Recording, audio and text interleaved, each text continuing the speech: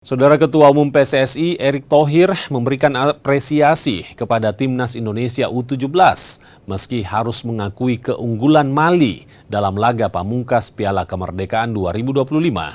Partai Timnas U17 Indonesia versus Mali digelar di Stadion Utama Sumatera Utara, Deli Serdang. Hasil Indonesia melawan Mali U17 berujung dengan kekalahan dengan skor 1-2. Gol Indonesia versus Mali 17 tercatat atas nama pemain tim tamu Zoumana Balo di menit ke-22 dan Seydou Dembele menit ke-33. Adapun satu gol balasan Timnas U17 Indonesia lahir berkat sundulan Fadli Alberto Hengga di menit 36. Menurut Erick Thohir, laga melawan Timnas U17 Mali ini menjadi ujian berharga untuk mengukur kekuatan skuad Garuda Nusantara menghadapi Piala Dunia U17 2025 Qatar November mendatang.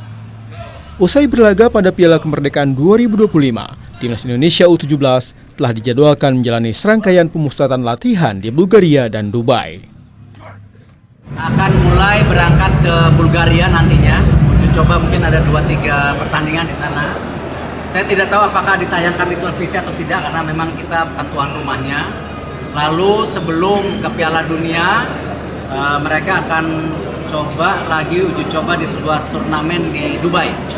Jadi saya rasa persiapannya sangat matang, nanti kita lihat hasilnya. Di perhelatan Piala Dunia U17 2025, Armada Nova Arianto tergabung di grup H bersama Brazil, Honduras, dan Zambia. Perhelatan ini akan digelar 3 hingga 27 November mendatang di Qatar. Dedi Zulkifli Tarigan, Kompas TV.